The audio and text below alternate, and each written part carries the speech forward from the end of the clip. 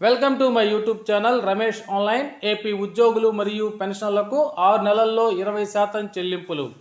24,000 కోట్ల రూపాయల చెల్లింపులకు బడ్జెట్ సమావేశాల్లో నిర్ణయం అనే హెడ్లైన్తో ఉన్నటువంటి వీడియోని అయితే మనం చూసే ముందుగా ఫ్రెండ్స్ ఎవరైనా ఫస్ట్ టైం మన ఛానల్ని విజిట్ చేసినట్లయితే తప్పకుండా సబ్స్క్రైబ్ చేసుకోండి. ఇక విషయానికి వచ్చినట్లయితే టీడీపీ అధికారంలోకి వచ్చాక ఉపాధ్యాయుల పోరాటంతో 117 జీవోను రద్దు చేసినప్పటికీ క్లస్టర్ స్కూళ్ల పేరుతో ప్రాథమిక పాఠశాలను ప్రభుత్వం విలీనం చేస్తూ మరలా అవే విధానాలను అమలు చేస్తోంది. సిపిఎస్ విధానం రద్దు చేసి ఉద్యోగులకు అనుకూలంగా మరొక ప్రత్యామ్నాయ పాలసీని అమలు చేస్తామని చెప్పినప్పటికీ ప్రస్తుతం ప్రభుత్వం నోరు మెదవడం లేదు. పిఆర్సీ, డిఏ అరియర్స్ బకాయిలు 24,000 కోట్ల రూపాయల వరకు ఉన్నాయి.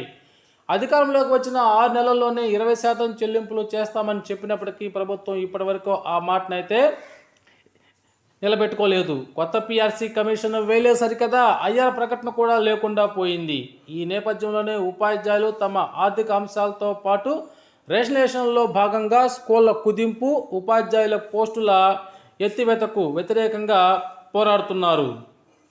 ఈ నేపథ్యంలోనే ఈ సమస్యలన్నీ కూడా శాసనసభలో చర్చకు వచ్చేందుకు వీలు లేకుండా ఉపాధ్యాయుల గొంతు నొక్కేందుకే తమ కనుసంధానంలో ఉన్నటువంటి రఘువర్మకు టీడీపీ మద్దతు ప్రకటించిందని కొన్ని ఉపాధ్యాయ సంఘాలు అయితే మాట్లాడుకుంటున్నాయి. ఏది ఏమైనప్పటికీ రానున్న బడ్జెట్ సమావేశాల్లో ఏపీ ఉద్యోగులు మరియు పెన్షన్లకు పెండింగ్లో ఉన్నటువంటి ఈ పెండింగ్ బకాయిల్లో కొంత శాతమైన చెల్లింపులు చేయాలని ఏపీలోని ఉద్యోగ ఉపాధ్యాయ పెన్షన్లు అయితే భావిస్తూ ఉన్నారు. ఆ విధంగా చెల్లింపులు చేయాలని ప్రతి ఒక్కరు కూడా కోరుకుంటున్నారు.